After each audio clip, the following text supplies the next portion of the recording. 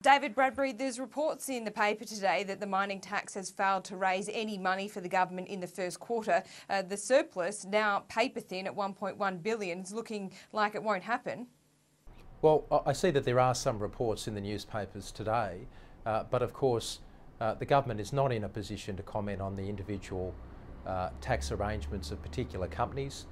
As you'd be aware, this is one of those taxes that applies to a relatively small range of companies, look, to be honest, that shouldn't surprise anyone. I think that's a pretty important part of our system, that you don't have members of the government out there snooping around into the individual tax matters of individual taxpayers. But this is just one quarter. What does this mean for the next 9 months? I mean, the government's relying on $2 billion in revenue from the mining tax to make this budget surplus. Do you have any confidence that that surplus can now be reached? Well, you're making some assumptions about what the state of play in relation to those payments may or may not be. I would caution against that. But what I would say is that we've just handed down our mid-year review, and as part of that process, we've already undertaken some measures in writing down our forecasts in relation to the MRRT. But obviously, we do expect to receive some income, not just in this year, but across the forward estimates from the MRRT, and that is something that we stand behind.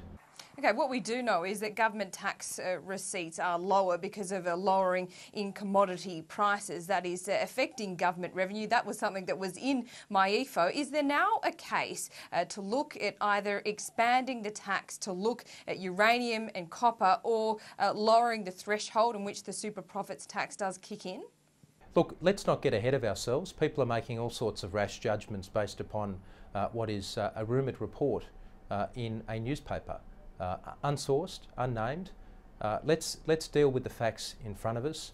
This is a consultative process that we went through in order to introduce this MRRT. It's now in effect, and there will be fluctuations in terms of the revenue that comes in with this tax, as there are with all other taxes. I'd make the point that if you look at something like the PRRT, which has been a very strong and stable source of government revenue for a number of years now, we've seen fluctuations.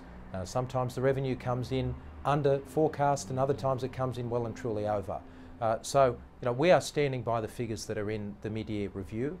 And of course, I would make the point that in the scheme of overall Commonwealth revenues, the mining tax accounts for around 1%, a little bit less than 1% of overall revenues.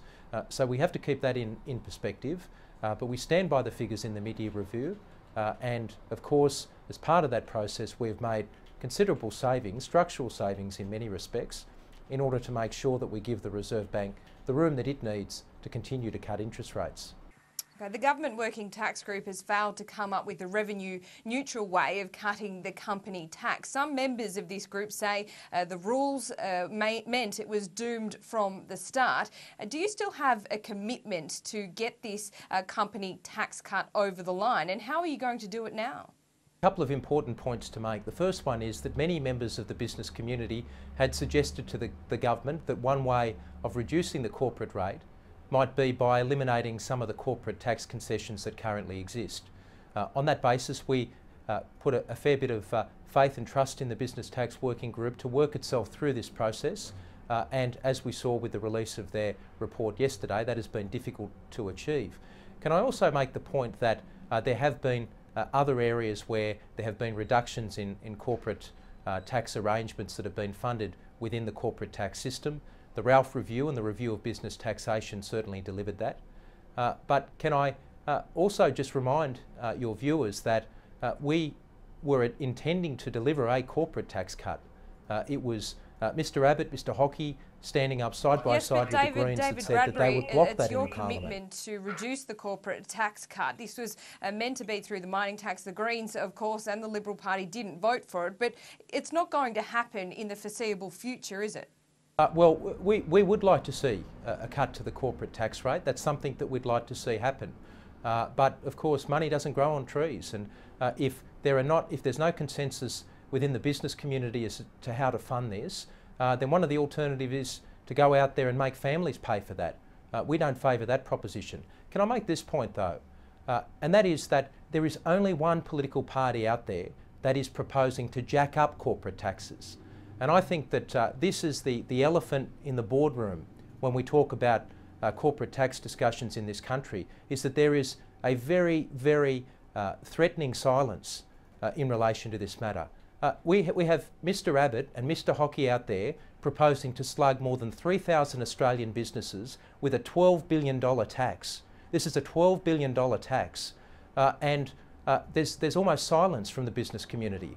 People need to understand that whilst we remain committed to trying to cut taxes, and we've got a good record in having done this already, an Abbott government will increase the corporate tax for over 3,000 companies by 1.5%, a $12 billion monster tax on business.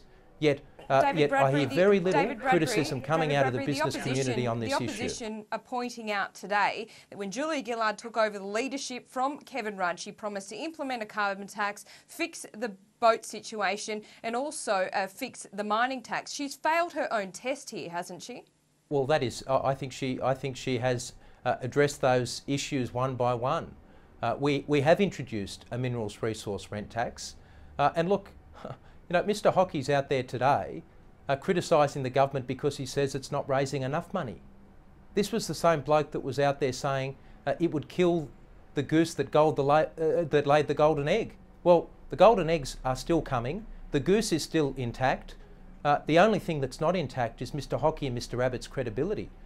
You know, when it comes to carbon pricing, the Prime Minister has delivered, in extraordinarily difficult circumstances, a reform that will hold this country and our economy up for the future and to take advantage of opportunities into the future. And when it comes to border protection, we have embraced some very difficult policies, but policies that are very strongly approached and directed towards deterring the flow of people across the seas, the high seas, to our borders. Now, none of these issues are easy issues, but I think considerable progress has been made. There's still more to be done, but there are no silver bullets when it comes to any of these policy areas, and we're going to get on with the job of dealing with these issues as we move forward. David Bradbury, thanks so much. Thanks, Laura. Good to be with you.